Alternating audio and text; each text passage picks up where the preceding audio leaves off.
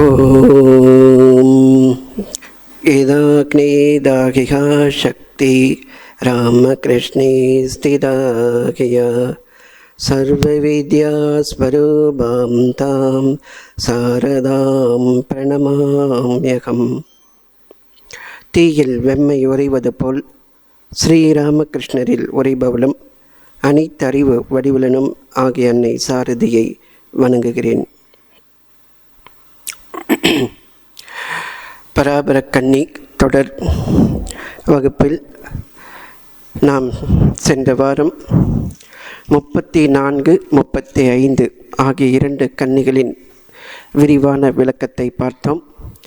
அது கன்றினுக்கு சேதா கனிந்திரங்கள் போல எனக்கு என்று இறங்குவாய் கருணை எந்தாய் பராபரமே. அதைத் தொடர்ந்து எண்ணாத எண்ணமெல்லாம் எண்ணி எண்ணி ஏழை நெஞ்சும் புண்ணாக செய்ததினி போதும் பராபரமே. இது 2 பார்த்தோம். இப்பொழுது 36வது பராபர கன்னி. ஆழி துரும்பெனவே அங்கும் இங்கும் உன் அடிமை பாழில் திரிவதென்ன பராபரமே. ஆழி துரும்பு அது கடல்ல ஒரு துரும்பு அங்கும் இங்கும் எப்படி அலைக்கழிக்கப்படுகிறதோ அதே போன்று உன்னுடைய அடிமையாகிய யான் இந்த உலகில் நான் வெறுமனே பாழாக தெரிந்து கொண்டிருக்கிறேன். என்னை பார்த்தால் பாவமாக தெரியவில்லையா பராபரமே என்று கேட்கும்படி இந்த பராபர கன்னியை அருள் இருக்கிறார். இதில் ஒரு ஜீவன் மனித வாழ்க்கையை எடுத்து ஆன்மீகத்திற்காக அது துடிக்கின்றது. ஆனால் வேண்டிய பலனை அது இன்னும் பெறவில்லை, வேண்டிய இலக்கை அது அடையவில்லை. அதே நேரத்தில் தவிப்பும் இருக்குது, இன்னும் நாம் பெறவில்லையே அப்படின்ற ஒரு தவிப்பு. அதற்கு ஒரு துணையாக இறைவனை சரணடைந்து அவருடைய அருளை இறைஞ்சுகின்றது. ஆத்மார்த்தமான ஒரு பிரார்த்தனை இந்த பராபர கன்னியில் தாயுமானவர் வைத்திருக்கிறார். இந்த கடலில் ஒரு துரும்பு எப்படி அலைக்கழிக்குதோ அதே மாதிரி தான் இந்த உலகத்தில் பிறந்தவங்களை 100க்கு 99% அலைக்கழிக்கப்பட்டு வருகிறார்கள். அதன் மூலமாக பிறவிதோறும் அவர்கள் இந்த பிறவி கடலில் பிறந்து மறுபடியும் மறைந்து மேலும் பிறந்து மறைந்து வாழ்ந்து கொண்டே இருக்கிறார்கள். ஏதேதோ ஒரு காரணத்தை சொல்லி இன்பத் துன்பங்களை நாம் அனுபவிச்சுட்டே இருக்கிறோம். ஆனால் இவ்விதம் பிரபஞ்ச வாழ்வில் அலைக்கழிக்கப்படுகின்றவங்க எல்லாமே அனுதாபத்திற்குரியவர்கள், பரிதாபத்திற்குரியவர்கள்னு சொல்லி பெரியவங்கள்லாம் சொல்லியிருக்காங்க. அதாவது இறை அனுபூதியை பெற்றவர்கள், ஆன்ம அனுபூதி பெற்றவர்கள் அவ்விதம் சொல்லியிருக்காங்க. அப்போ அவங்க அப்படின்னு சொல்லியிருக்கிறாங்கனாக்கா நிச்சயமாக அது ஏதோ ஒரு காரணமாக இருக்கும். அது எதற்காக அப்படி சொல்லியிருக்கிறாங்க அப்படின்னு நம்மளும் அதை பற்றி சிந்திப்போம்.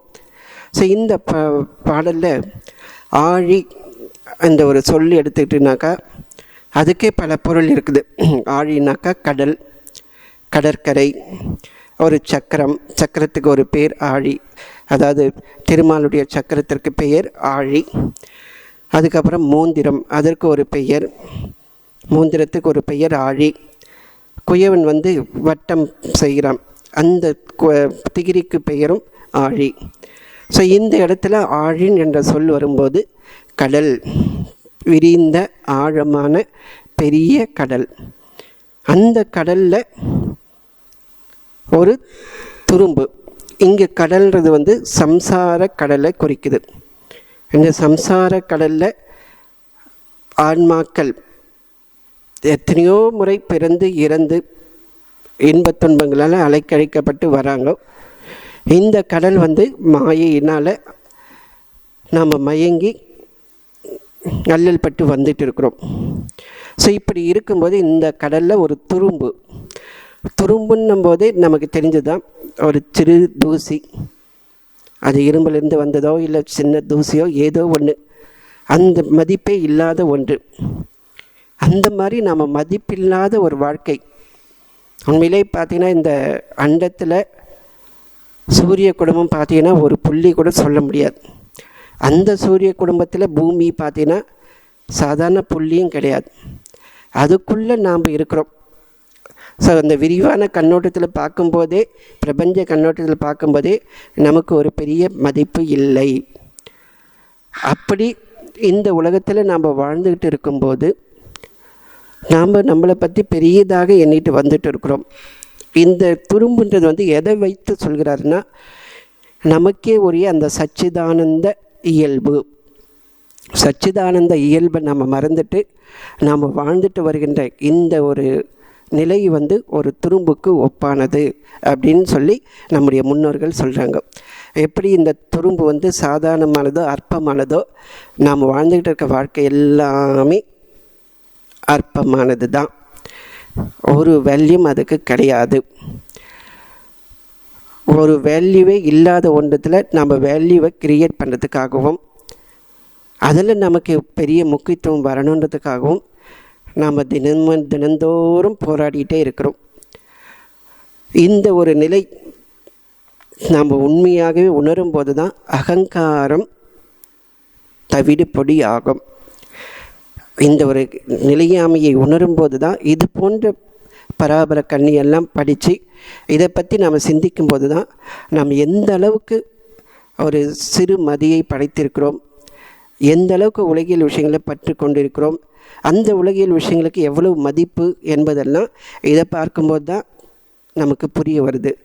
அடுத்ததாக இந்த சம்சார கடலில் துரும்பு மாதிரி அங்கும் இங்கும், இங்கே அங்கும் இங்கும்ன்றது பார்த்திங்கன்னா பல பிறவிகளாக நான் அழிஞ்சிட்டு வர்றதும் குறிக்கும்.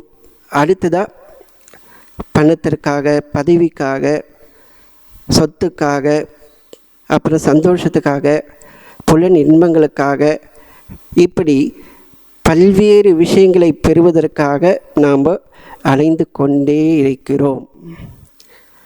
காலையில் எழுந்துக்கும் போது இன்றைக்கு என்னுடைய குறிக்கோள் என்ன அப்படின்னு நம்ம சிந்தனை செய்திருக்கிறோமா? இன்றைய தினம் நான் என்ன செய்ய போகிறேன், இன்றைய தினத்தினுடைய நோக்கம் என்ன, அதை எப்படி கழிக்க போகிறோம்? இரவு படுக்கும்போது காலையில் சிந்தனை செய்த அந்த ஒரு நோக்கத்திற்கு ஏற்ப நம்மால் வாழ முடிந்ததா? இப்படி குறிக்கோள் எதுவுமே இல்லாமல் இந்த சம்சார கடலில் அங்கும் இங்கும் அலைஞ்சிட்டே போயிட்டே இருக்கிறோம். ஸோ இந்த ஒரு அறியாமைனால நாம் போயிட்டே இருந்தாலும் நாம் சந்தோஷமாக இருக்கதா நினச்சிக்கிட்டே இருக்கிறோம். அதுதான் ஒரு பெரிய ஒரு பரிதாபம். ஆனால் உண்மையிலே நாம் யாருன்னு பார்த்தோம்னா இறைவனுடைய குழந்தைகள். நமக்கும் இறைவனுக்குள்ள தொடர்பு ஒருபோதும் அறுபடாதது. எப்படி ஒரு பிள்ளை தந்தைக்கு சொந்தமானவனோ அதே மாதிரி நாமளும் கடவுளுக்கு சொந்தமானவர்கள். இங்கே இறைவனுக்கும் ஜீவனுக்குள்ள உறவை அடிமைன்ற ஒரு வார்த்தையினால் தாய்மானவர் குறிப்பிடுகிறார். ஸோ அடிமை என்பவன் அவனுக்குன்னு ஒரு சுதந்திரம் கிடையாது. அவன் எஜமானர் என்ன சொல்கிறாரோ அதையெல்லாம் விருப்பு வெறுப்பு இல்லாமல் அவன் செய்து முடிக்க வேண்டியது அவனுடைய கடமை. அதாவது ஒரு பொருள் எப்படி நாம் உபயோகிக்கிறோமோ அதே மாதிரி அவனுக்குன்னு சுயேட்சை எதுவும் இல்லாமல் எஜமானர் சொல்கிறத மட்டும் கடைப்பிடிக்கிறது தான் அடிமையினுடைய வேலை. இந்த அடிமைன்றது அப்பத்திலேருந்தே ராஜாக்கள் இருந்த காலத்திலேயே அந்த அடிமை நிலை இருந்தது வந்துட்டே இருந்தது. போரில் அந்த எதிரி படை வீரர்களை வென்ற பிறகு அவர்களை அடிமைகளாக பல வேலைகள் வாங்குவாங்க. அந்த மன்னராட்சியெல்லாம் முடிந்த பிறகும் இந்த அடிமை நிலைன்றது தொடர்ந்துக்கிட்டே இருந்தது. யார் அடிமை ஆகிட்டாங்களோ அவங்களுக்கு பிறந்த சந்ததிகள் எல்லாருமே அடிமை நிலையில் தான் பல காலம் தொடர்ந்துக்கிட்டே வந்தது. அது இந்த அடிமைத்தனம் சமீபத்தில் தான், அதாவது ஒரு நூற்றாண்டுக்கு முன்னாடி இது வேண்டாம் சொல்லி சட்டங்கள் எல்லாம் இயற்றப்பட்டது. நம்முடைய தமிழகத்தில் மன்னர் ஆட்சி காலத்தில் அடிமை சாசனம் கொடுத்தது பற்றி, அவங்கள அடிமைகளாக வேலை வாங்கினதை பற்றி எல்லாம் கல்வெட்டுகளில் குறிப்பிட்டு இருக்குது. ஈவன் நம்முடைய சுந்தரருடைய வாழ்க்கையை எடுத்துக்கிட்டிங்கனாக்கா, சிவபெருமான் வேதியராக வந்து இவனுடைய பரம்பரை முழுக்க எனக்கு அடிமைன்னு சொல்லி அவங்க தாத்தா எனக்கு எழுதி கொடுத்துருக்கிறாருன்னு சொல்லி அந்த ஒரு ஆவணத்தை காட்டி தான் அவர் வந்து சுந்தரரை அடிமைப்படுத்தினார்னு சொல்லி வரும். ஆனால் இங்கே அடிமை என்பது வந்து பகவானுடைய அடிமை என்பது ஒரு இரக்கமே இல்லாமல் வேலை வாங்குகிற ஒரு நிலை கிடையாது. உண்மையிலேயே நம்ம பகவானுடைய அடிமைன்னு உணர்ந்தோம்னா எல்லையற்ற ஒரு ஆனந்தத்தை, சுதந்திரத்தை அவங்க பெறுவார்கள். அந்த சுந்தரமூர்த்தி நாயனார் கோயிலுக்குள்ளே போயிட்டு அவர் யாருன்னு உணர்ந்த பிறகு அவர்கிடம் இருந்த அடிமை மொத்தமே நீங்கிவிட்டது. அடிமை என்பது உடல் உணர்வுக்கு அடிமையாக இருப்பதுதான் உண்மையான அடிமை. இறைவனுக்கு உண்மையாகவே அடிமைப்பட்டவர்கள் அவர்கள் அடிமைகள் அல்ல. அவர்கள் வந்து சுதந்திரமானவர்கள், எல்லையற்ற சக்தி படைத்தவர்கள், இறைவனுடைய கருவியாக, அதாவது தனக்கென்று அந்த சுயேட்சை என்பதே இல்லாமல் முழுமையாக இறைவனிடத்தில் ஒப்படைத்து அவர்கள் மூலமாக இறைவன் வேலை செய்கிறார்.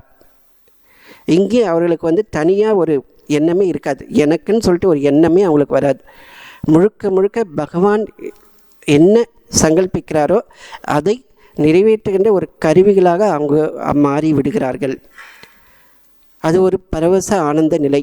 சுந்தருடைய வாழ்க்கையில் பார்த்தீங்கன்னா அவர் என்னென்ன அற்புதங்களை பண்ணார், என்னென்ன வேலைகளை பண்ணார்னு பார்க்கும்போது குறுகிய காலத்தில் அவ்வளோ ஒரு மாபெரும் ஒரு சகாப்தத்தை அவர் தொடங்கியிருக்கிறார்.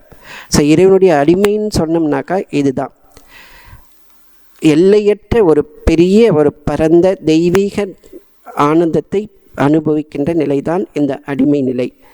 ஸோ இந்த ஒரு அடிமை, நான் வந்து உன்னுடைய அடிமை. அப்படி இருக்கும்போது நான் இந்த மனதுக்கு, உடம்புக்கு, உலகியலுக்கு அடிமையாகி பிறவிதோறும் இப்படி பிறவி கடலில் அலைஞ்சிக்கிட்டே போகிறேனே, ஆழி துரும்பு மாதிரி மாறி மாறி அலைஞ்சிட்டே வரனே, கொஞ்சம் என் மேலே கருணை வைக்கக்கூடாதா அப்படின்னு கேட்குறாரு. அதுவும் எப்படி நான் போயிட்டு இருக்கேன், அதில் ஏதாச்சும் உருப்படியாக ஏதாவது பண்ணிகிட்டு இருக்குனாக்கா ஒன்றுமே பண்ணுறது கிடையாது. பாழியில் திரிவிந்து வீணாக போயிட்டு இருக்கிறேன். பாழினாக்கா ஒன்றுமே கிடையாது, அதில் வெறுமனே ஒரு பிரயோஜனம் இல்லாத ஒரு வேலையை பண்ணிகிட்டு இருக்கிறோம். ஒரு வீடியோ பார்த்தோம், ஒரு நாய் படுத்துட்டு இருக்கோம், இன்னொரு நாய் அங்கே போக ஓடி வரும், மறுபடியும் இங்கே ஓடி வரும், மறுபடியும் ஓடும், மறுபடியும் ஓடி வரும், பல தடவை ஓடிடும், இதுவும் கம்முன்னு படுத்துகிட்டே இருக்கும். ஸோ அந்த மாதிரி நம்ம ஒரு பிரயோஜனம் இல்லாமல் காலையிலேருந்து இரவு வரைக்கும் ஓடிக்கிட்டே இருக்கிறோம். கேட்டாக்கா நம்ம இதை பண்ண போகிறோம், அதை பண்ண, நான் யார், எப்படிப்பட்டவன் தெரியுமா, நீ என்ன இப்படி பண்ணிட்டியா, உனக்கு நான் என்ன பண்ண போகிறேன், இப்படி என்னென்னமோ இந்த உலகத்தில் நம்ம பண்ணிக்கிட்டே இருக்கிறோம். இதை தான் நம்ம சைவ சித்தாந்தம் இறைவனுக்கு நமக்கும் உள்ள தொடர்பு, இந்த மாயையை பற்றி பசு பதி பாசம் சொல்லிட்டு விளக்குது. ஸோ பசு என்பது நாம் இந்த ஆன்மாக்கள், பாசம் நாம் இந்த உடம்புன்னு நினச்சி இந்த உலகத்தை சேர்ந்தவர்கள் என்ற ஒரு அபிமானம் வந்து இந்த உடம்பை இந்த உலகத்தோடு இணைத்து உடம்பை பெருக்கி கொண்டு ஊனை பெருக்கி உயிரை வதைத்து வாழ்ந்து கொண்டிருக்கிறோம். இங்கே உயிர் என்பது ஆன்மா. ஆனால் ஆன்மா வந்து எதனாலும் பாதிக்கப்படாதது. அது வந்து எப்பவுமே சாட்சியாக இருப்பது, எல்லாத்துக்கும் ஆதாரமாக இருப்பது. ஆனால் ஜீவன் அந்த ஆத்மானுடைய ஒரு சிறு பொறியை, அதாவது ஒரு சிறு சக்தியை பெற்று இந்த உடம்புன்னு நான் நினச்சிட்டு வாழ்ந்துட்டு இருக்கிறான். இந்த ஒரு பாசத்தை, மாயையை இறைவனால் மட்டுமே அகற்ற முடியும். இறைவனால் அல்லது இறையருள் பெற்ற ஒரு சத்குருவினால் மட்டும்தான் இந்த பாசத்தலையை நீக்க முடியும். அதற்கு ஒரே வழி சரணாகதி. அந்த சரணாகதியினுடைய மற்றொரு வடிவம்தான் பிரார்த்தனை. ஸோ தினசரி பிரார்த்தனை, இறைவா என்னுடைய அவல நிலையை போக்கிவிடு, எனக்கு விவேகத்தையும் வைராகத்தையும் கொடு, எப்போதும் என் மனம் உன்னுடைய திருவடியிலேயே நிலை பெறுகின்ற சக்தியை எனக்கு கொடு. நான் இவ்வளவு காலம் வாழ்ந்தது வீணான வாழ்க்கை. இந்த வீணான வாழ்க்கைன்றது வந்து ஏதோ இந்த பராபர கண்ணி படிச்சுட்டு கொஞ்ச நேரத்தில் நமக்கு ஒரு வெறுமை உணர்வு வரும், இல்லை வேறு ஏதோ புக்குங்கள்லாம் படிச்சுட்ட பிறகு கொஞ்சம் வெறுமை உணர்வு வரும். அதன் பிறகு பார்த்தீங்கன்னா பழைய குருடி கதவை தரடி அந்த மாதிரி போயிட்டு இருக்கோம். அந்த மாதிரி இல்லாமல் உண்மையான ஒரு வைராகியம், உண்மையான ஒரு விவேகம், நித்திய அநித்திய பேதத்தை உண்மையாகவே உணர்வது, எது நித்தியம் எது அநித்தியம். இந்த அநித்திய வாழ்க்கையில் நித்தியத்தை நாம் பெற வேண்டும். அந்த நித்தியம் என்பது என்ன? அதை எப்படி பற்றிக்கொள்வது, இதிலேயே தான் நம் குறிக்கோள் இருக்கிறோம். ஆனால் நாம் என்ன பண்ணுகிறோம், நித்தியத்தை விட்டுட்டு அநித்தியத்தை நித்தியமாக ஆக்கணும்னு முயற்சி பண்ணிக்கிட்டே இருக்கிறோம். அநித்தியத்தை நாம் நிரந்தரமாக்கணும். அந்த ஒரு முயற்சி வீண் முயற்சி. அதுதான் பாழில் திரிவுதான். வீணான முயற்சியை அநித்தியத்தை நித்தியமாக மாற்றி உடம்பு நல்லா அதுக்கு வேண்டியதெல்லாம் தீனி போட்டு போட்டு போட்டு பகவானை மறந்துட்டு ஒரு விலங்கு வாழ்க்கை நாம் வாழ்ந்துட்டு இருக்கிறோம். அதுவும் பாழில் திரிவது, அதாவது ஒரு பயணம் இல்லாத ஒரு வாழ்க்கையை நான் வாழ்ந்துட்டு வரேன். ஸோ இந்த பயனற்ற வாழ்க்கைன்றது நம்ம நிஜமாகவே உணர வேண்டும். அந்த நிஜமாகவே உணர்வதற்கே பல பிரிவுகள் ஆகும். ஈவன் பல சொற்பொழிகள் கேட்டால் கூட வராது. ஆனால் ஒரு விஷயம், குருதேவருடைய அமுதமொழிகள், ஸ்ரீ ராமகிருஷ்ணருடைய அமுதமொழிகளை குறைந்தது 3 வருடங்கள் தொடர்ந்து படிச்சுட்டே வந்தால், ஒரு அரை மணி நேரம் ஆத்மார்த்தமாக படிச்சுட்டு வந்தால் நிச்சயமாக இந்த உலகினுடைய நிலையாமை நிரந்தரமாக நமக்கு உணரும். கொஞ்ச நேரம் படித்தோடனே நமக்கு வர மாதிரி இல்லாமல் நிரந்தரமாக நிச்சயமாக நமக்கு உணரக்கூடிய ஒரு பாக்கியம் நமக்கு கிடைக்கும். நாம் இந்த உலகத்தில் வந்திருக்கிறது தற்காலிகம். இறைவனை அடைவது தான் மனித பிரிவினுடைய நோக்கம். அதை பெற வேண்டும் என்ற ஒரு உணர்வு, உண்மையான உணர்வு நிச்சயமாக பிறக்கும். அதனால்தான் பகவான் அவதரித்து தன்னுடைய தெய்வீக திருவாயினால் அந்த அமுத மொழிகளை உலகுக்கு கொண்டிருக்கிறார். அந்த அமுத மொழிகளை படிப்பதன் மூலமாக நாம் அமுத வாழ்க்கையை பெறுவோம். ஸோ இது எல்லாமே படிக்கிறதெல்லாமே அந்த அமுத மொழிகளை படிக்க படிக்க இன்னும் நமக்கு தெளிவாகும். பராபர கன்னியாகட்டும், 4000 திவ்ய பிரபந்தம், பகவத்கீதை, மற்ற சாஸ்திரங்கள் எல்லாம் நம்ம படிக்க படிக்க அமுத மொழிகளை படிக்கும்போது இன்னும் அதில் சொல்லப்பட்டிருக்கிற விஷயங்கள் எல்லாம் நமக்கு தெளிவாக புரியும். நாம் உண்மையிலேயே வாழ்ந்துக்கிட்டு இருக்கிறது அர்த்தமே இல்லாத, அதுவும் தற்காலிகமான ஒரு வாழ்க்கை, குறுகிய காலத்தில் இருக்கிற ஒரு வாழ்க்கை, அர்த்தமே இல்லாத வாழ்க்கை. அப்படி ஒரு வாழ்க்கையை வாழ்ந்துட்டு திரிஞ்சிட்டு இருக்கிறோம். அது பார்த்துட்டு பகவான்கிட்ட கேட்குறார், என்னை பார்த்தா உனக்கு பாவமாக தெரியலையாப்பா? நான் இப்படி தெரிஞ்சுக்கிட்டு இருக்கேனே, உனக்கு என் மேலே கொஞ்சம் கருணை வைக்கக்கூடாதா? நான் பாவம் இல்லையா அப்படின்னு அவர் கேட்குறார்.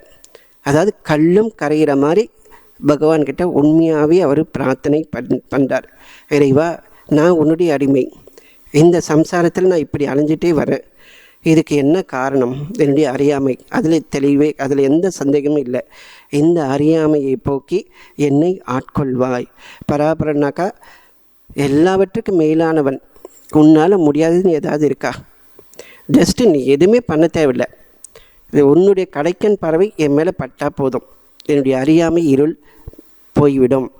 அருள் கூர்ந்து உன்னுடைய கடைக்கண் பார்வையை எனக்கு பொழிந்து என்னை ஆட்கொள்.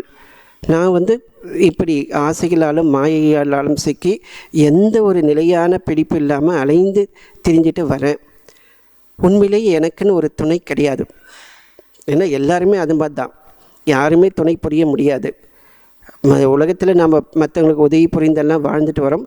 அது எல்லாமே நாம் பார்க்குறது எல்லாமே அல்டிமேட், அதாவது இறைநிலை, இறை சாதனத்தை அடைவதென்ற ஒரு கண்ணோட்டத்தில் பார்க்கும்போது நாம் என்ன தான் உயர்ந்த வாழ்க்கை வாழ்ந்திருந்தாலும், நல்ல வாழ்க்கை வாழ்ந்திருந்தாலும், மற்றவர்களுக்கு தொண்டுகள் எல்லாம் செய்திருந்தாலும் அவை எல்லாமே வீணானவை தான். வித்யாசாகர் பார்த்தீங்கன்னா பெரிய பராபரக்காரி, அவர் செய்யாத நற்கர்மமே இல்லை. அதை பற்றி குரு மகாராஜ் ஒரு இடத்துல சொல்கிறார், அவர் செய்துட்டு வரதெல்லாம் நல்ல காரியங்கள் தான், எந்த சந்தேகமும் இல்லை. ஆனால் அவர் மட்டும் கொஞ்சம் தனக்குள்ள மூழ்கி இறைவனை கண்டுவிட்டால் அந்த காரியங்களில் மேற்கொண்டு அவர் ஈடுபட மாட்டார். அப்போது குருதேவர் சொல்ல வேண்டியது, அதை தாண்டி செல்லுங்கள். உங்களுடைய எல்லை என்பது மனித வாழ்க்கையில் அவரோட அடங்குவது கிடையாது. மனித வாழ்க்கையில் நீ எவ்வளோதான் உயர்ந்த நிலை சென்றாலும் சரி, எவ்வளோதான் திருப்தியான வாழ்க்கை வாழ்ந்தாலும் சரி, அது எல்லாமே ஒரு க்ஷணத்தில் முடியக்கூடியது. உன்னுடைய நிலையை பார்க்கும்போது, உன்னுடைய இறை இயல்பை பார்க்கும்போது இது எல்லாமே உனக்கு இழுக்குனாக்கா உன்னுடைய நிலைக்கு இது பொருத்தமே இல்லாத ஒன்று. பொருத்தமே இல்லாத ஒரு வாழ்க்கையை நீ வாழ்ந்துக்கிட்டு வர, அது உண்மையிலேயே பாவமான ஒரு வாழ்க்கை, பரிதாபத்திற்குரிய வாழ்க்கை அப்படின்னு சொல்லி இங்கே தாயுமானவர் சொல்கிறார். இந்த ஒரு பராபர கண்ணியில் பார்த்தீங்கன்னாக்கா நம்முடைய இலக்கியங்கள் எல்லாம் பல ஒப்புமை சொல்லலாம். இவர் நம்முடைய திருநாவுக்கரசர் ஒரு அற்புதமான ஒரு பாடலை அருளியிருக்கிறார். ஒரு ஜீவன் வந்து எப்படி இந்த கடலில் அலைக்கழிக்கப்பட்டு வரான்றதை பற்றி சொல்லியிருக்கிறார். அந்த பாடல் பலருக்கு தெரிஞ்சிருக்கும். மனம் எனும் தோணி பற்றி மதி எனும் கோலை ஊன்றி சினம் எனும் சரக்கை ஏற்றி செறிகடல் ஓடும்போது மனன் எனும் பாறை தாக்கி மறியும் போது அறிய ஒண்ணா உன்னை உண்ணும் உணர்வை தருவாய் ஒற்றியூர் உடைய கோவே. இந்த ஒரு பாடலை தினசரி நாம் பொருள் உணர்ந்து சொல்லிட்டு வந்தாவே நிச்சயமாக நமக்கு நல்ல பலனை தரும். அப்படி ஒரு அற்புதமான ஒரு பாடல், ஒரு ஆன்மீக உணர்வு, ஆன்மீக நிலையாமையை நமக்கு உணர்த்தி இறைவனிடத்திலேயே மனத்தை வைக்க வேண்டும் என்கின்ற ஒரு பிடிப்பை தருகின்ற ஒரு அற்புதமான பாடல். இந்த ஒற்றியூர் உடைய கோவை, திருவொற்றியூர், நம்முடைய சென்னைக்கு அருகில் இருக்கிற ஒரு அற்புதமான கோயில். அங்கே வடிவுடைய அம்மன் சாக்ஷாத் பராசக்தி, அவர் சிலை ரூபமாக இல்லை, அவர் உண்மையாகவே அங்கே இருக்கிறார். அவருக்கு அந்த அம்பாள் தான் திருவருள் பிரகாச வள்ளலாருக்கு அருள் புரிந்தவள். ஸோ உண்மையாகவே நாம் அவள்கிட்ட பிரார்த்தனை பண்ணால் அவள் நமக்கு கூட செய்யாத கருணை எதுவுமே இல்லைன்னு சொல்லலாம். ஸோ அந்த ஒரு திருவொற்றியூரில் எழுந்திருக்கின்ற இறைவா, ஒற்றியூர் உடைய கோவே, ஒற்றியூர் உனக்கு உரியதாக நீ வைத்திருக்கிறாய். அவர் ஒரு கதை சொல்லுவாங்க. திருவொற்றியூர் தலத்தை பற்றி ஒரு அரசன் சொத்து வரியை விதிப்பான். அப்போ இறைவனே சாசனம் கொடுத்து ஒற்றியூர் தவிர்த்து நீ மற்ற இடங்களுக்கு வேறு வரி விதித்துக்கோ அப்படின்னு ஒரு சாசனத்தை எழுதி கொடுத்ததா சொல்லுவாங்க. ஸோ அந்த மாதிரி ஒற்றியூரை தன்னுடைய இடமாக கொண்ட இறைவா, உங்ககிட்ட ஒரு விஷயத்தை நான் சொல்கிறேன். அது எங்கன்னாக்கா, நீ கடற்கரை ஓரத்தில் தான் இருக்கிற, அதையே உருவகமாக கொண்டு உங்ககிட்ட ஒரு பிரார்த்தனை பண்ணுறேன். மனம் எனும் தோணியை பட்டு, இந்த மனசுன்ற ஒரு படகையை நான் துணையாக வச்சுருக்கிறேன். இந்த மனசு நீங்களே நினச்சி பாருங்க. அந்த ஒரு மனசு காலையிலேருந்து நைட்டு வரைக்கும் ஏதாவது ஒரே விஷயத்தில் குறிக்கோளாக இருக்கிறதுக்கு உதவி பண்ணியிருக்குதா?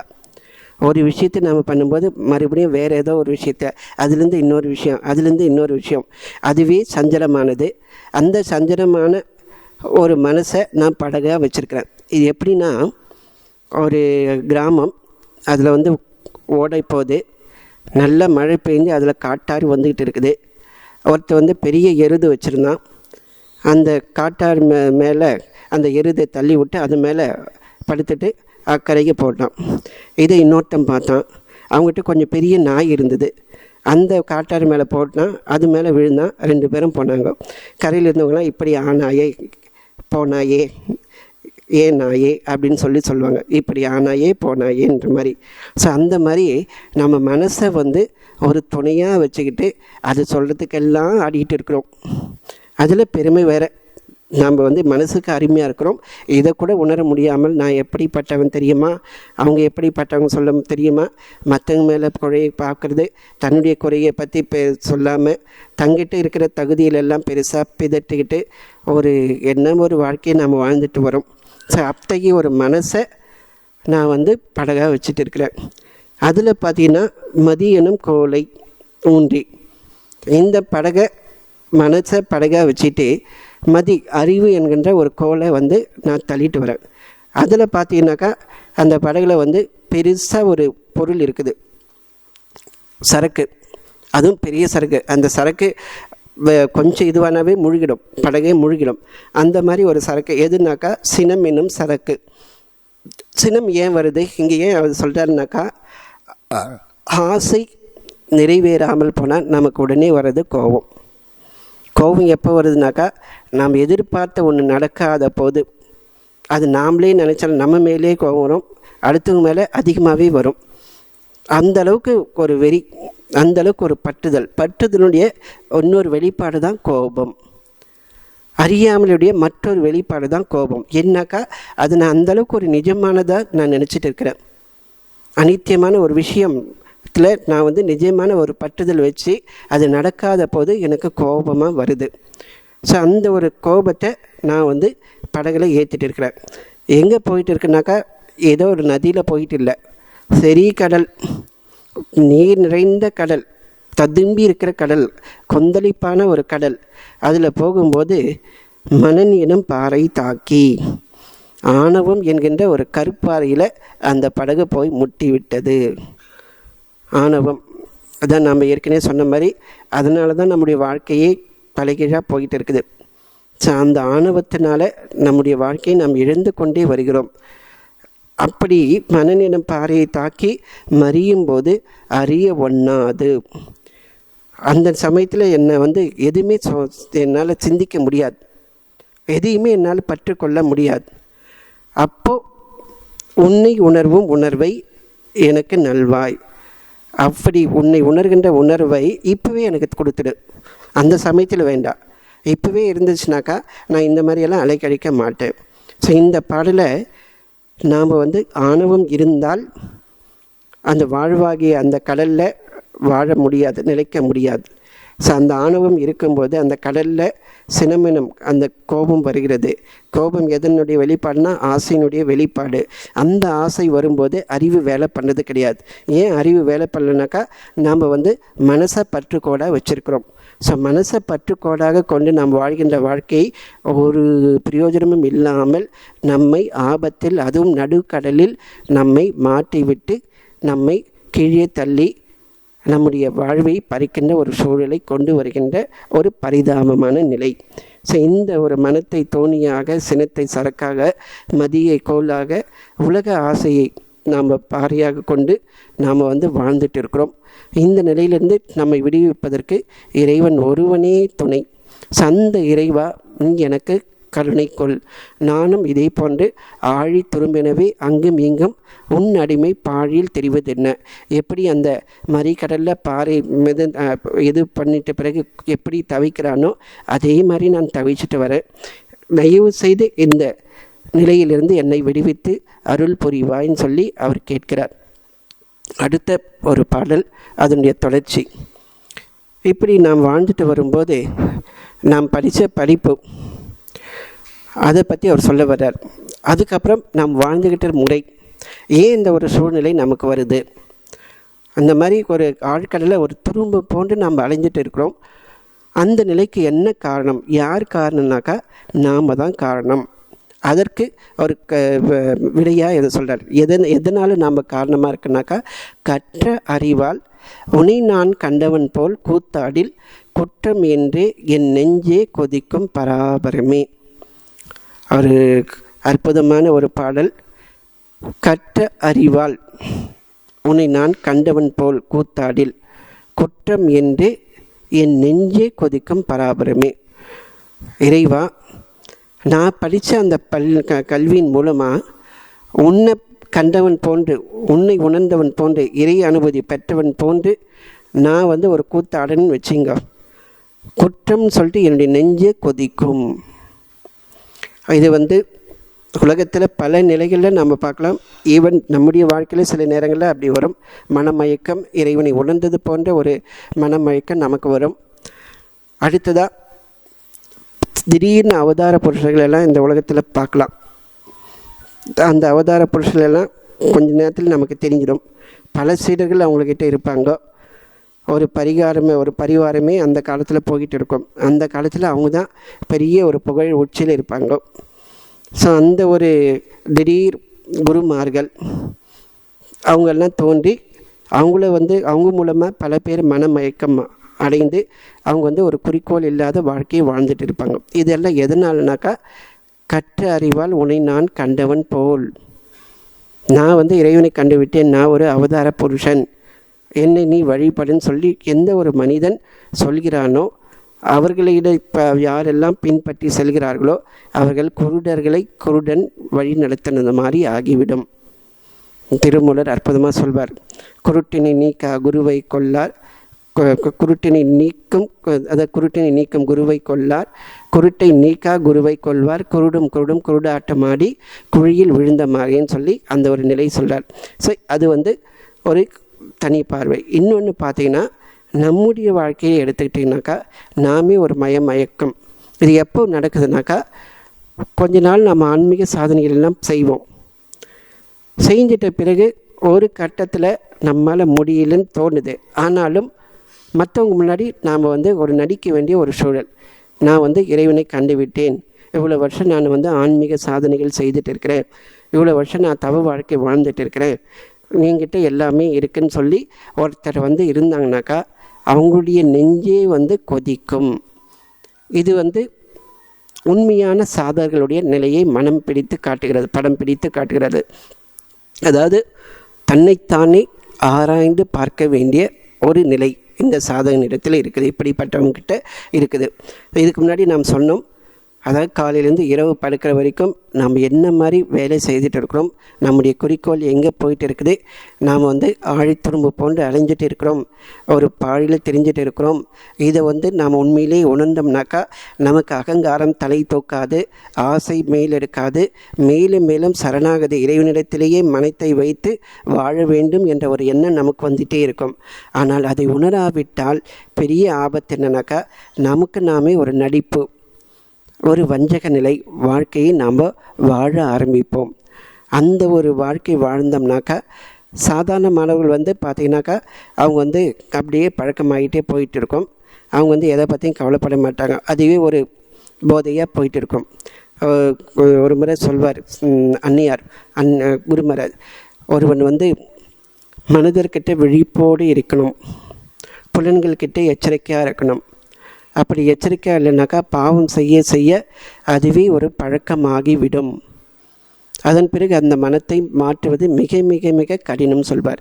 ஸோ எப்பவுமே எச்சரிக்கை, நான் எந்த நிலையில் இருக்கிறேன், என்னுடைய மனசு எதை பற்றி கொண்டு ஓடுகிறது, மனதை பின்பற்றி மதி செல்கிறதா அல்லது மதியை பின்பற்றி மன செல்கிறதா, அப்போது விவேகம் செய்ய வேண்டும். எப்போதெல்லாம் நிலையற்ற பொருள்களை பற்றி மனம் சிந்திக்கிறதோ அப்போதே நாம் விழிப்படைந்து, இறைவா என்னுடைய மனம் நிலையற்ற இந்த ஒரு விஷயத்தை பற்றி கொண்டிருக்கிறது, தயவு செய்து என்னை காத்தருள். குருமராஜ் வந்து தட்சிணேஸ்வரத்தில் இருந்தபோது அது எப்படிப்பட்ட விழிப்புணர்வுனாக்கா, அது வந்தவுடனே அந்த புழு வந்து நெருப்பில் போட்டாக்கா எப்படி துடிக்குமோ அந்த மாதிரி துடிக்கிறது. அந்த மாதிரி இருந்தால் தான் நம்ம மாயிலேருந்து தப்பிக்க முடியும். அந்த அளவுக்கு இல்லைனா கூட ஒரு விழிப்புணர்வு நமக்கு இருக்கணும். குருதேவர் ஒரு முறை நினைக்கிறார், நான் வந்து என் மனசில் எந்த ஒரு காம எண்ணமும் வந்ததில்லை, நான் வந்து காமத்தை ஜெயிச்சிட்டேன்னு சொல்லிட்டு நினைக்கும் போதே அவருடைய உள்ளத்தில் காம உணர்வு வந்துதான்.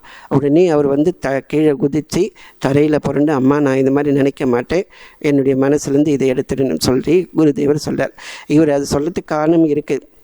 என்னக்கா நாம் வந்து எப்போவுமே எல்லாம் அடைந்து விட்டோம் என்ற ஒரு உணர்வு வரக்கூடாது. ஒவ்வொரு நாளும் நான் கற்றுக்கொண்டே இருக்கிறேன், ஒவ்வொரு நாளும் இறை அனுபூதிக்கான வாசல்களில் நான் கடந்து கொண்டே போகிறேன். அந்த ஒரு உணர்வை தினந்தோறும் அந்த ஆன்மீக உணர்வை பெருக்கிக் கொள்ளுமே தவிர நான் வந்து எல்லாம் அடைந்து விட்டேன் என்ற ஒரு மனமயக்கத்தில் இருக்கவே கூடாது. ஸோ நம்மக்கிட்ட இருக்கிற ஒரு பெரிய ஆபத்து என்னன்னாக்கா, புத்தகங்களெல்லாம் படித்து ஏதோ கொஞ்சம் ஆன்மீக சாதனைகள்லாம் பண்ணி முடித்தோடனே நமக்கு ஏதோ கிடைச்சி விட்டதுன்னு சொல்லிட்டு நாம் மயக்கம் கொள்கிறோம். ஸோ அந்த மாதிரி மயக்கம் இருக்கும்போது உண்மையான சாதகன் அவ்வப்போது விலகி அதை சீர்திருத்தி பார்க்கும்போது அவனுடைய மனசே வந்து வஞ்சகன் என்று நினைக்குது. ஒரு முறை சனத்குமாரர், அவர் வந்து பிரம்மாவனுடைய மானச புத்திரர்கள் 4 அந்த 4 தட்சிணாமூர்த்தி கிட்ட ஞானத்தை பெற்றார்கள். தட்சிணாமூர்த்தி மௌன உபதேசத்தின் மூலமாகவே அவங்களுடைய அறியாமையை போக்கினார். ஸோ அப்படிப்பட்ட அந்த ஒரு சனத்குமாரர் அவர்கிட்ட நாரதர் போகிறார். நான் வந்து எனக்கு வந்து ஞானத்தை கொடுங்கள், நான் பல நூல்களை பல சாஸ்திரங்களெல்லாம் நான் படிச்சுட்டு இருக்கிறேன், ஆனாலும் என்னுடைய மனசில் ஞானத்தை பெற்றதா உணர்வு என்கிட்ட வரல. அப்போ சனத்குமாரர் சொல்கிறார், சரி நீ என்னென்ன படிச்சிருக்குன்னு சொல்லு, உனக்கு என்னென்ன தெரியும்னு சொல்லு, அப்படி நீ சொல்லி அதில் ஏதாச்சும் விடுபட்டு இருந்தாக்கா நான் சொல்கிறேன். என்ன ஒரு தன்னடக்கம் பாருங்களேன். முதல்ல நீ உங்கள்கிட்ட என்ன தெரியுதுன்னு சொல்லு, ஒருவேளை உனக்கு தெரியாதது ஏதாவது என்கிட்ட இருந்தால் நான் உனக்கு சொல்கிறேன். ஸோ உண்மையான ஆன்மீகத்தினுடைய உச்சம் என்றது வந்து பணிவு. நான் எனக்கு எல்லாம் தெரியுன்ற ஒரு எண்ணம் அவங்களுக்கு இருக்கவே இருக்காது. அவர் ஒரு லிஸ்ட்டு சொல்கிறார். அந்த காலத்தில் 4 வேதங்கள் 6 அங்கங்கள், அந்த டைமில் என்னென்ன சாஸ்திரங்கள் இருக்குதோ அவ்வளவும் அத்துப்படி. இப்போ ஏஐ கிட்ட கேட்டாக்கா எல்லா விஷயத்தையும் சொல்லுது. அந்த குரோக்கும் சரி, ஜெமினியும் சரி, ஏதேதோ சாஃப்ட்வேர் கூகுள் கிட்ட போனாக்கா அது எல்லாமே உங்களுக்கு சொல்லுது. அந்த மாதிரி அவர் ஒரு பெரிய ஒரு மாஸ்டர் கூகுள். அவர்கிட்ட கேட்டோம்னா அவர் சொல்லாத விஷயங்களே கிடையாது. அப்படி எல்லா ஒரு லிஸ்ட்டாக அவர் வந்து சொல்கிறார். இது எல்லாம் கேட்ட பிறகு சனத்குமார் சொல்கிறது, நீ கற்றுக்கிறதெல்லாம் வெறும் 0 தாம்பா அப்படின்னு சொல்லி முடிச்சிட்டான் ஒரே வார்த்தையில். நீ என்னென்ன கற்றுன்னு சொன்னியோ அது எல்லாமே 0, அதில் ஒன்றுமே நீ பெற முடியாது அப்படின்னு சொல்லி ஞானத்தை அவர் உபதேசிக்கிறார். ஸோ அந்த மாதிரி நாம் புஸ்தகங்களால் மற்றதுனால நம்ம என்ன தான் படித்தாலும் சரி, என்ன தான் கேட்டாலும் சரி, நாம் மேலும் மேலும் அந்தர்முகமாக செல்ல வேண்டும். எப்போ நம்ம இதை உணர்ந்துக்கனாக்கா, எப்போ மனசு பகிர்முகமாக வெளிமுகமாக மற்றவர்களை திருப்தி பண்ணுறதுக்காகவோ இந்த உலகமும் உயிர்களும் உண்மை நினச்சி வாழ்கிறோமோ அப்போ நாம் அறியாமையில் இருக்கிறோம். நாம் படித்த அந்த கல்வி மூலமாக நமக்கு அகங்காரமோ ஆணவமோ வந்து இறை அனுமதி பெற்றதாக நாம் பிற மனிதர்கள்கிட்டேருந்து மதிப்பும் மரியாதையும் நம்ம எதிர்பார்த்தோம்னாக்கா நாம் வந்து அறியாமை வாழ்க்கை வாழ்ந்துட்டு இருக்கணும்னு அர்த்தம். எனவே உண்மையான பணிவுன்றது வந்து உள்ளுக்குள்ளே செல்ல வேண்டும்.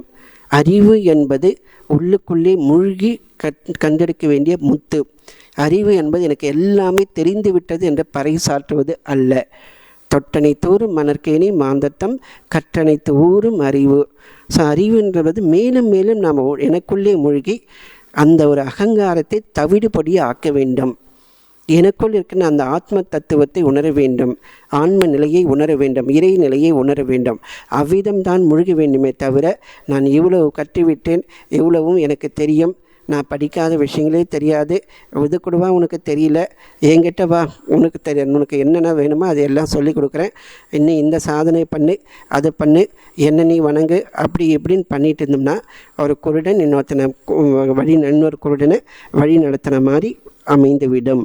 ஸோ உன்னை உணர்ந்ததா, இதில் என்ன ஒரு பெரிய மிஸ்டேக்னாக்கா, மிகப்பெரிய ஒரு ஆபத்து இறைவனை உணர்ந்ததாக நினைப்பது. அப்படி நடிப்பது வந்து மிக மிக ஒரு ஆபத்து. ஸோ இந்த ஒரு ஆபத்தில் இருந்ததுனால இது ஆணவத்தினுடைய உச்ச நிலையினுடைய வெளிப்பாடு. இந்த ஒரு உச்ச நிலை இருந்தால், போலியாக நடித்தால், போலியாக நாம் வாழ்ந்து கொண்டிருந்தால் அது வந்து பெரிய அதல பாதாளத்தில் விழுந்துட்டு இருக்குன்னு அர்த்தம். இந்த கூத்துன்னு சொல்லிட்டு இங்கே சொல்கிறார், நான் கூத்தாடில். கூத்துன்றது வந்து நமக்கு தெரிஞ்சது தான். நாட்டுப்புற கலைகள் வந்து அந்த காலத்தில் கூத்து வடிவில் இருந்தது. இப்போவும் கிராமப்புறங்களில் அந்த கூத்து வந்து நடக்கும். சினிமா வந்து பிரபலமாகாத போது ஊர் முழுக்க அந்த ஊரெல்லாம் அந்த கூத்து தான் ரொம்ப பிரபலமாக இருந்தது. அதுவும் அந்த கூத்துலெல்லாம் பார்த்தீங்கன்னா ராமாயணம் மகாபாரதம் போன்ற நல்ல விஷயங்களெல்லாம் சொல்லி மக்களுக்கு வந்து ஒரு நல்ல ஒரு விழிப்புணர்வை கொடுத்துட்டு இருந்தாங்க. நாம் இப்போ அதன் மூலமாக எல்லாத்தையும் இழந்துட்டோம். அது வேண்டாதெல்லாம் நம்ம வீட்டுக்குள்ளேயே வர வச்சு நடு வீட்டுக்குள்ளே வச்சு எதெல்லாம் வேண்டாமோ அதையெல்லாம் நம்ம வர வச்சு நமக்கு நாமே அசுத்தத்தை சாப்பிட்டுட்டு இருக்கிறோம். அது வேறு விஷயம். ஸோ இந்த கூத்துன்னு எடுத்துக்கிட்டிங்கனாக்கா அதிலே நிறைய வகை. தெருக்கூத்து, இது தெருக்கூத்துனாக்கா மற்றவங்க முன்னாடி அவங்க நடத்துகிற ஒரு கூத்து. அப்புறம் தோல் பாவை கூத்து, அதாவது உயிரற்ற பொம்மைகளெல்லாம் வச்சு அவங்கள வந்து நடக்கிற ஒரு கூத்து. குறவை கூத்து, இதுனாக்கா போர் நடக்கிற காலத்தில் மக்களை அச்சங்களிலிருந்து அகற்றுவதற்காக அந்த குறவை கூத்துன்னு சொல்லுவாங்க. அகக்கூத்து, அரசருக்காக ஆடுகின்ற ஒரு கூத்து. ஸோ இப்படி கூத்தில் இதே வகைகள் இருக்கிற மாதிரி நானும் இதே மாதிரி பல கூத்தை நடத்திக்கிட்டு இருக்கிறேன். ஒரு கூத்து மட்டும் இல்லை, மற்றவங்க முன்னாடி ஒரு நாடகம், நான் இருக்கும்போது ஒரு விதமான கூத்து, முன்னாடி ஒரு விதமான கூத்து, இப்படி டைமுக்கு டைம் வித்தியாசமான ஒரு கூத்து நான் ஆடிட்டு இருக்கிறேன்னு சொல்லி எங்கள் சொல்ல வர்றார். ஸோ இந்த ஒரு கூத்தை நம்ம பார்த்தோம்னாக்கா காலையிலேருந்து இரவு வரைக்கும் நம்ம எப்படியெல்லாம் நடந்துக்கிட்டு இருக்கோம் பார்த்தாவே நமக்கே தெரியும். எப்படி ஒரு மனநிலையில் இருந்துக்கிட்டு இருக்கிறோம். மற்றவர்கள் முன்பாக, இறைவன் முன்பாக தனித்திருக்கும்போது இப்படி ஒரே மனிதன் வெவ்வேறு சூழ்நிலைகளில் எப்படி ஒரு வாழ்க்கையை நடத்தி கொண்டிருக்கிறான், எப்படிப்பட்ட ஒரு அறியாமை, எப்படிப்பட்ட ஒரு ஆணவம், எப்படிப்பட்ட ஒரு நிலையற்ற வாழ்க்கையை நிலையானது என்று நினைத்து மதிமயங்கி வாழ்ந்து கொண்டிருக்கிறான். ஸோ இந்த ஒரு மாயையில் மாட்டியிருக்கிறான். அந்த மாயையை தன்னுடையதாக நினச்சிட்டு, அது தனக்கு சொந்தமாக நினச்சிட்டது, மேலும் மேலும் அதில் வந்து மற்றவர்களை கவர்வதற்காக நடத்தி கொண்டிருக்கிறான். ஸோ இந்த ஒரு வாழ்க்கை வந்து அடுத்தவர்களை கவர்வதற்காக பிறருடைய லாபத்தை சம்பாதிப்பதற்காக, அதாவது பிறருடைய உழைப்பின் மூலமாக கிடைத்த லாபத்தை சம்பாதிப்பதற்காக, பிறருடைய மரியாதையை பெறுவதற்காக நாம் வாழ்ந்து வந்தால் நாம் ஒரு கூத்து நடத்திட்டு இருக்கிறோம். நம்மையே விழுந்து ஒரு அற்பமான வாழ்க்கையை நான் வாழ்ந்து கொண்டிருக்கிறேன். ஸோ இத்தகைய ஒரு வாழ்க்கையை நான் வாழ்ந்து பார்க்கும்போது எனக்கே கொதிக்குது. ஏன் தான் இப்படி பண்ணிட்டு இருக்கிறோம்? குற்றம் என்று என்னுடைய நெஞ்சு கொதிக்கும். இது பெரிய குற்றம். குற்றம்னாக்கா ஒரு பெரிய ஒரு பாவ செயல். அதாவது இது செய்தால் மாபெரும் துன்பம். குற்றம் என்பது அடுத்தவங்களுக்கு நாம் பண்ணுற ஒரு துரோகமோ அல்லது அடுத்தவங்களுக்கு பண்ணுற கெடுதல், இது எல்லாமே குற்றம். தனக்குத்தானே ஒரு கெடுதல் பண்ணதும் ஒரு குற்றம். எனக்கு நானே ஒரு குற்றம் இழைத்து கொண்டிருக்கிறேன். நான் ஒரு நடித்து கொண்டு ஒரு வாழ்க்கையை வாழ்ந்திருக்கிறேன். எனக்கு நானே செய்து கொண்ட ஒரு துரோகம். துரோகத்தினுடைய மறு வெளிப்பாடு தான் குற்றம். அடுத்தவர்களுடைய பொருளை கவரும்போது, அடுத்தவர்களை துன்பப்படுத்தும் போது, அடுத்தவர்களை கொலை கொள்ளை இது போன்ற விஷயங்கள் எல்லாம் செய்வது குற்றம். எனக்கு நானே கொலை செய்து விட்டேன். என்னை நானே கொலை செய்து கொண்டிருக்கிறேன். இவ்விதம் ஒரு அற்பமான வாழ்க்கை, நடிப்பான ஒரு வாழ்க்கை வாழ்வதன் மூலமாக எனக்கு நானே ஒரு கொலை செய்கின்ற வாழ்க்கையை வாழ்ந்து கொண்டிருக்கிறேன். என்னை நானே அழித்து கொண்டிருக்கிற வாழ்க்கை. இது என்ன விசித்திரனாக்கா, நான் எனக்கு சொந்தமானவன் கிடையாது. நான் உனக்கு உரியவன், உனக்கு சொந்தமானவன். இந்த உடம்பு, மனசு, இந்த பேச்சு, செயல்கள் அனைத்தும் உனக்குரியவை. உன்னுடைய சக்தினால் இது இயங்குது. ஆனால் இதை மறந்து எல்லாமே நான் தான் நினச்சிட்டு நான் வாழ்ந்துட்டு இருக்கிறேன். இதுவே ஒரு பெரிய ஒரு அநியாயம். பெரிய அநியாயம்ன்றது அடுத்தவங்க பொருளை பலவந்தமாக பிடுங்கி அனுபவிப்பது அநியாயம். ஸோ உன்னுடைய விஷயத்தை என்னுடையது நினச்சிட்டு நான் வாழ்ந்துட்டு வர்றது அநியாயம். அப்புறமா அதை நியாயப்படுத்தி வாழ்வது ஒரு குற்றம். செய்தது அநியாயம், அடுத்தது அதை நியாயப்படுத்தி அந்த ஒரு நியாயத்தின் படி நான் வாழ்ந்துட்டு வந்துன்ற ஒரு குற்றத்தை நான் செய்து வந்து கொண்டிருக்கிறேன். ஸோ இந்த மாதிரி இருக்கும்போது நான் பெரிய மமதை, ஆணவமும் கோபமும் ஒரு சிறுமை மிக்க ஒரு வாழ்க்கையும் வாழ்ந்துட்டு வரேன். சில குற்றம்னு சொல்லும்போது திருக்குறளில் செருக்கும் சினமும் சிறுமையும் இல்லார் பெருக்கம் பெருமித நீர்த்து, 3 விஷயங்கள் குற்றம். செருக்கு, சினம், காமம் ஆகிய இந்த குற்றங்கள் இல்லாதடைய வாழ்க்கையில் ஒரு அபரிதமான பெருக்கம், உயர்நிலை வாழும் கிடைக்கும் சொல்லி திருவள்ளுவர் சொல்றார். ஸோ குற்றம்னு வரும்போது ஆணவம், ஆணவத்திலிருந்து சினம், இந்த 2 இருந்தாக்கா கீழான ஒரு வாழ்க்கை, சிறுமை மிக்க ஒரு வாழ்க்கை. இதை 3 நாம் செய்துட்டு இருக்கிறோம். செருக்கு எப்போது வருது? இறைவனிலிருந்து நம்மை பிரித்து நாமே ஒரு உயர்வானதாக நினைத்து வாழ்கின்ற போது, புற விஷயங்களில் பற்று கொண்டு புற அறிவை பெருக்கிக் கொண்டு அப்புறம் உலகில் பதவியோ பட்டமோ பெற்று மற்றவர்களை காட்டிலும் நான் உயர்ந்தவன் என்ற ஒரு மமதியோடு இருப்பது செருக்கு. இந்த ஒரு வாழ்க்கையில் யாராவது நமக்கு தவறு இழைத்து விட்டால் அல்லது நாம் எதிர்பார்த்தபடி அவங்க வேலை செய்யலாம், அவங்க மேலே ஒரு கோபம், அதன் மூலமாக நாம் ஒரு சிறுமை நிலையை நாம் பெறுகிறோம். ஸோ இத்தகைய ஒரு நிலை எதனால் வருதுனாக்கா, உன்னை மறந்து என்னை இல்லாத ஒன்றாக என்னை கற்பனை செய்வது. நான் என்பது உண்மையிலே இல்லை, ஆனால் இல்லாத ஒன்று நான் இருப்பதாக என்னை கற்பனை செய்து வாழ்ந்து கொண்டிருக்கிறேன். இந்த கற்பனை எந்த அளவுக்கு உண்மையாக இருக்குமோ, எந்த அளவுக்கு ஆழ்ந்து இருக்குமோ அந்த அளவுக்கு இந்த உலக வாழ்க்கை போய்கிட்டே இருக்கும். இந்த ஒரு பாவனை, அதாவது நானே இந்த உடம்புன்ற ஒரு உணர்வு எந்த அளவுக்கு அதிகமாக இருக்குதோ அந்த அளவுக்கு இந்த உலகியல் வாழ்க்கை, இந்த மாயையை நாம் பிடித்து கொண்டே போயிட்டு இருக்கோம். ஸோ இந்த ஒரு அற்பத்தனத்தை, இறைவனை மறந்துட்டு இந்த அற்பமான உலக வாழ்க்கை, அதுவும் எப்படிப்பட்ட வாழ்க்கை?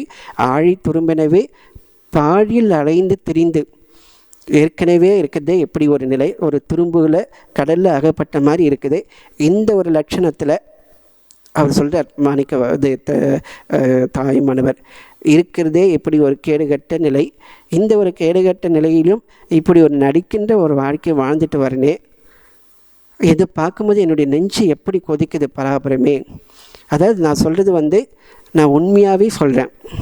உங்ககிட்ட ஒரு பொய்யா சொல்லலை, ஏதோ ஒரு எழுச்சினால் சொல்ல, உண்மையாகவே உணர்ந்து உங்ககிட்ட என்னுடைய நிலையை பற்றி சொல்லிகிட்டு இருக்கிறேன். நான் என்ன தவறு செய்துட்டு இருக்கேன், எப்படிப்பட்ட ஒரு அறியாமை வாழ்க்கையை நான் வாழ்ந்துட்டு வரேன், என்னை நினைத்து நான் எப்படி ஒரு கொதிப்பான ஒரு நிலையில் இருக்கிறேன், இந்த ஒரு பற்றுதல், இந்த ஒரு உடல் உணர்வு, இந்த ஒரு அடிமை நிலை, நான் உடம்பு என்ற ஒரு அடிமை நிலை என்னை விட்டு நீங்க வேண்டும். அதற்கு உன்னுடைய கிருபை எனக்கு தேவை. இந்த அகங்காரம் என்பது என்னை விட்டு தொலைய வேண்டும்.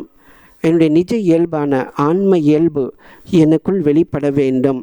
இறைவா என்னை ஆட்கொண்டருள் அப்படின்னு சொல்லி தாயுமானவர் இங்கே பிரார்த்தனை செய்கிறார். ஸோ இந்த பிரார்த்தனை மூலமாக தூய பக்தி, தூய மனம், தூய புக்திக்கு முக்கியத்துவம் கொடுக்கிறார். அன்னையார் சொல்வார், தூய மனம் தூய புத்தி இது ரெண்டும் தூய இறைவனை அடைவதற்கு துணை புரியும். ஸோ டைல்யூஷன் இருக்கிற வரைக்கும் நாம் இறைவனை பெற முடியாது. ஸோ தூய்மை நமக்கு இருக்கிறோம். எண்ணத்தில் தூய்மை, செயலில் தூய்மை, புத்தியில் தூய்மை. தூய்மை என்பது நான் அல்ல, நீயே அனைத்தும்.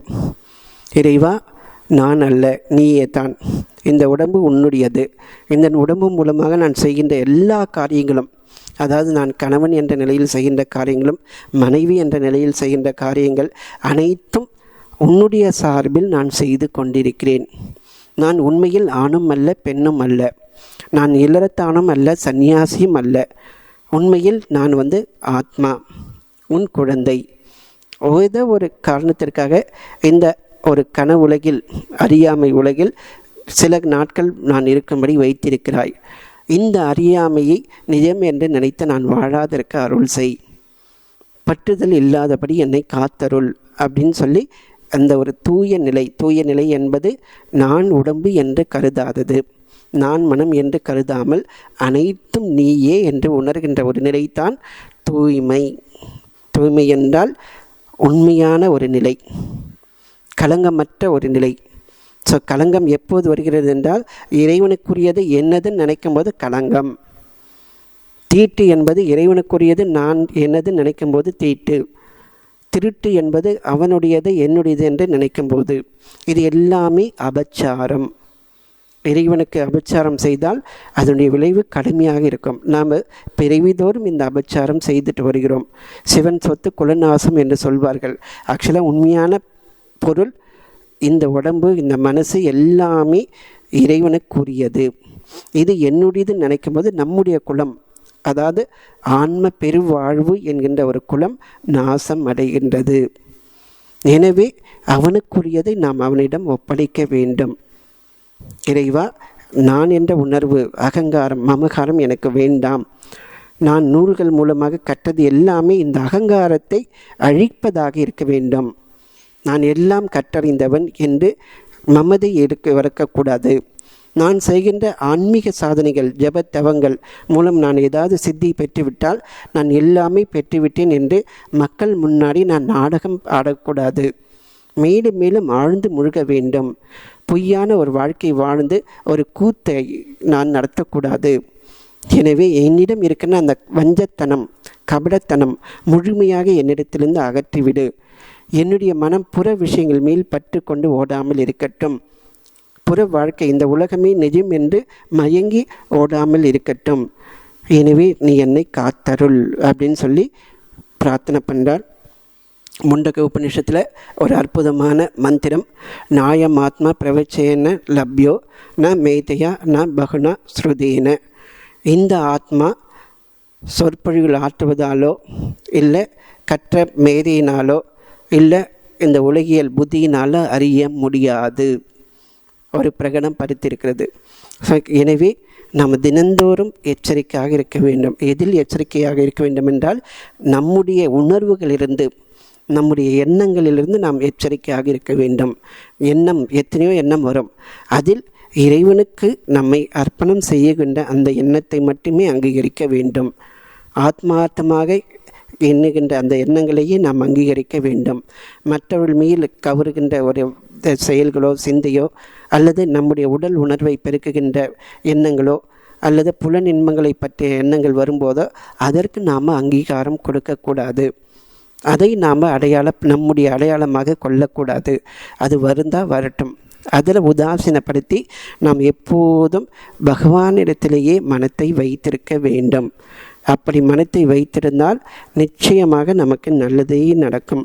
ஸோ இதுவே தான் இந்த ஒரு அற்புதமான இந்த ஒரு மாணிக்கவாசர் தாயுமானவருடைய பாடல். இது சாட்காத்காரம், அதாவது ஆன்ம அனுபூதி பெறுவதற்கு முன்பு இருக்கின்ற ஒரு சாதகனுடைய துடிப்பை வெளியிடுகின்ற பாடலாக இருக்கிறது. அதற்கு முன்பாக அவர்களிடத்தில் இருக்கின்ற பொய்யான ஒரு நிலை, ஒரு நடிப்பு, ஒரு அதாவது ஒரு என்ன சொல்ல, ஒரு நடிப்புன்றதை விட என்னை நானே ஒரு மயங்கி வாழ்கின்ற ஒரு நிலை, மற்றவர்களுக்காக வாழ்கின்ற ஒரு நிலை. இது எந்த அளவுக்கு ஒரு அற்பமானது என்பதை உண்மையாகவே உணர்கின்ற ஒரு நிலை. அகந்தை அது எந்த அளவுக்கு நம்மளை ஆட்டி படைக்கிறது என்பதை உணர்கின்ற நிலை. ஸோ அந்த அகந்தையினுடைய வெளிப்பாடு தான் நடிப்பு. அந்த ஒரு நடிப்பும் அகந்தையும் சேரும்போது எவ்வளோக்கு எவ்வளோ நமக்கு உண்மையான ஒரு இழி நிலையில் வாழ்ந்துட்டு இருக்கிறோம். நம்மை நாமே ஆராய்ச்சி செய்வது, தத்துவ ஆராய்ச்சின்றது இறைவனை பற்றி மற்ற விஷயங்களை பற்றி ஆராய்வது, நம்மை பற்றி ஆராய்வது நம்ம இறைவனிடத்தில் நம்மை கொண்டு சேர்க்கும். எனவே புற ஆராய்ச்சியை விட்டு புற மனிதர்கள் மீது இருக்கின்ற பற்றுதல், அவர்களிடமிருந்து அபிமானம், அவர்களிடமிருந்து ஆதரவு, பெயர் புகழ், இதையெல்லாம் பெறுவதிலிருந்து மனத்தை விட்டுவிட்டு இறைவனிடத்தில் மனதை வைத்து அவனுடைய அருளை, அவனுடைய கருணையை பெறுவதற்காக நாம் பாடுபட வேண்டும் என்ற ஒரு நிலையை தாயுமானவர் இங்கே குறிப்பிட்டிருக்கிறார். இதற்கு தியானம் நம்மை இறைவனிடத்தில் கொண்டு போய் சேர்க்கும். மௌனம், எண்ணங்களற்ற ஒரு மௌனம், அதை நாம் பிரார்த்தனை செய்ய வேண்டும். எப்போதெல்லாம் தனிமையில் இருக்கிறோமோ அப்போதெல்லாம் மௌனத்தை பயிற்சி செய்வது, அடுத்தது இறை நாமத்தை தொடர்ந்து ஜபிப்பது, தியானம் செய்வது, இது போன்ற ஒரு நூல்களை படிப்பது, செயல்களத்தில் செயலை ஒரு பூஜையாக செய்வது, எந்த செயலை செய்தாலும் இறை அர்ப்பணமாக செய்வது. இப்படி வாழ்ந்து வந்தால் நிச்சயமாக ஓரிரு வருடங்களிலேயே நமக்கு ஒரு பெரிய மாற்றம் வரும். இல்லாவிட்டால் நாம் இப்போ இருக்கிற நிலையை விட கீழான நிலைக்கு போகுவோம். அதை பற்றி திருநாவுக்கரசர் ஒரு அற்புதமான ஒரு பாடலில் சொல்கிறார். கள்ளனேன் கள்ள தொண்டனாய் காலத்தை கழித்தே போக்கி தெல்லியனாகி நின்று தேடினேன் நாடி கண்டேன் உள்குவார் உள்கிற்றெல்லாம் உடனிருந்து அரிதி என்று வெல்கினேன் வெல்களோடும் விழாவிர சிரித்திட்டேனே. இது பொருள் பார்த்தீங்கன்னா, நான் ஒரு பொய்யன், கள்ளனேன். பொய்யனேன்ற என்ன பண்ணுவாங்க, பொய்யான ஒரு வாழ்க்கை தான் வாழ்வாங்க. கள்ள தொண்டனாய், பொய்யான ஒரு வாழ்க்கை, பொய்யான ஒரு தொண்டனாக காலத்தை கழித்தே போக்கி தெல்லியனாகி நின்று தேடினேன். அந்த ஒரு தேடி அப்படி ஒரு நிலை, நான் பொய்யான ஒரு வாழ்க்கை வாழ்ந்துட்டு வரேன்னு சொல்லிட்டு ஒரு நல்ல ஒரு புத்தி எனக்கு வந்தது. அப்போ வந்தபோது என்னை பற்றி நான் தேடிட்டு இருந்தேன். அப்படி தேடும்போது ஒரு விஷயம் எனக்கு தெரிஞ்சது. அதுனாக்கா, உள்குவார் உள்கிற்றெல்லாம் உடனிருந்து அரிதி. எனக்குள்ளே ஒருத்தர் இருக்கிறான். அவன் எனக்குள்ள மட்டும் இல்லை, எல்லாருடைய உள்ளத்திலும் இருக்கிறான். அவன் என்னை பார்த்துட்டு, நான் பண்ணுற ஆட்டமெல்லாம் பார்த்துட்டு சிரிக்கிறானேன்னு சொல்லிட்டு ஒரு எண்ணம் வருது.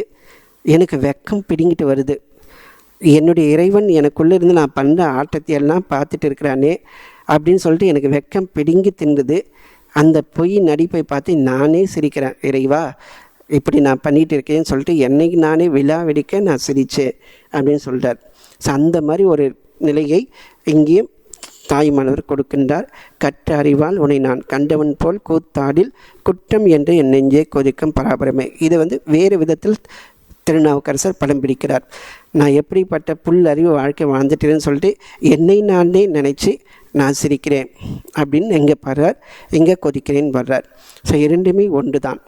ஸோ நாம் நம்ம திரும்ப திரும்ப செய்ய வேண்டிய ஒரு பயிற்சி எதுவெனில், நாம் நம்முடைய மனம், நம்முடைய சிந்தை, நம்முடைய செயல்கள் எதை நோக்கி போய்கொண்டிருக்கிறது, எந்த நோக்கத்திற்காக நம்முடைய தினசரி வாழ்க்கை போய்கொண்டிருக்கிறது, நான் உண்மையாகவே இறைவனை அறிவதற்காக பாடுபடுகிறேனா அல்லது பொய்யான இந்த தனித்துவத்தை நிஜமாக்குவதற்காக மேலும் மேலும் பாடுபட்டு கொண்டிருக்கிறேனா? இந்த பொய்மையை அழித்து மெய்மையை அடைவது லட்சியமாக இருக்க வேண்டும். மெய்மையை அழித்து பொய்மையை பெருக்கிக் கொள்கின்ற ஒரு அவல நிலையிலிருந்து விடுபட வேண்டும். இதை உணர்த்துகின்ற ஒரு பாடல்தான் கற்ற அறிவால் உன்னை நான் கண்டவன் போல் கூத்தாடில் குற்றம் என்று என் நெஞ்சே கொதிக்கும் பராபரமே. எனவே நாம் கற்கின்ற படிப்பு அனைத்தும் இறைவனை பற்றி சிந்தனை செய்வதாக இருக்க வேண்டும். நம்முடைய செயல்கள் அனைத்தும் இறைவனை அறிவதற்காக இறை அர்ப்பணமாக இருக்க வேண்டும். இந்த கல்வி என்பதன் மூலமாக அக ஆராய்ச்சி, அகத்தேடுதல், நாம் படிக்கின்ற படிப்பெல்லாம் அகத்தேடுதலை நோக்கி இருக்க வேண்டும், புறத்தை நாடி இருக்கக்கூடாது.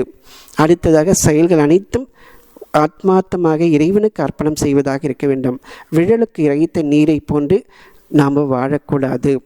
அப்படி வாழ்ந்தால் நம்முடைய நெஞ்சே குற்றம் என்று கொதிக்கும்.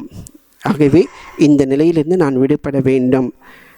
அந்த ஒரு நிலையில் இருக்கும்போது தான் நாம் முறையிடுகின்ற அனைத்தும் ஒரு உண்மையான பிரார்த்தனையாக மாறும். இந்த நிலையில் ஒரு பிரார்த்தனை, அடுத்த பிரார்த்தனை சொல்கிறார், ஐயோ உன்னை காண்பான் ஆசை கொண்டது அத்தனையும் பொய்யோ வெளியாய் புகழாய் பராபரமே. நான் உன்னை காண்பதற்கு ஆசை கொண்டது அத்தனையும் பொய்யா, நீயே சொல்லுப்பான்னு சொல்லி இந்த நிலையில் இருக்கும்போது தான் சொல்ல முடியும். எனவே நம்முடைய எண்ணங்கள் செயல்கள் அனைத்தும் உண்மையாக இருக்க வேண்டும், ஆத்மார்த்தமாக இறை அர்ப்பணமாக இருக்க வேண்டும். அதற்கு ஏற்றபடி நாம் வாழ வேண்டும். அதற்கு சுய ஆராய்ச்சி மிக மிக அவசியம். இரவு படுக்கும்போது காலையிலிருந்து இரவு வரைக்கும் நான் எப்படி கழித்தேன், தியானத்திற்கு செலவழித்த நேரம் எவ்வளவு, தூக்கத்திற்கு செலவழித்த நேரம் எவ்வளவு, மற்றவங்கிட்ட அரட்டை அடிக்கிறதுல செலவழித்த நேரம் எவ்வளவு, டிவி மொபைல் ஃபோனில் நாம் செலவழித்த நேரம் எவ்வளவு, நல்ல நூல்களை படித்த நேரம் எவ்வளவு. இப்படி நமக்கு நாமே சுய ஆராய்ச்சி பண்ணோம்னாக்கா நம்ம எந்த நிலையில் இருக்குன்னு நமக்கு தெரிய வரும். ஒரு வாரம் இந்த ஆராய்ச்சி பண்ணும்போது ஒரு வாரத்தில் நாம் இறைவனை உண்மையாகவே சிந்தனை செய்த நேரம் எவ்வளவு, பயனற்ற வேலைகளை நாம் ஒதுக்கின நேரம் எவ்வளவு நமக்கு தெரிய வரும். எனவே நம்மை நாமே சீர்படுத்தி நாம் செல்ல வேண்டும்.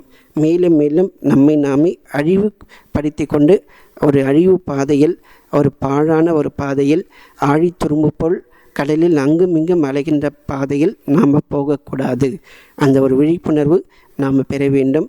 அந்த ஒரு விழிப்புணர்வை நமக்குள் ஏற்படுத்தி நம்மை இறைவனிடத்தில் ஒப்படைத்து அந்த பெருவாழ்வு வாழ்கின்ற அந்த ஒரு நிலையை இறைவன் நமக்கு அருளட்டும் என்ற ஒரு பிரார்த்தனையோடு இன்றைய வகுப்பை இந்த அளவில் பூர்த்தி செய்கிறோம்.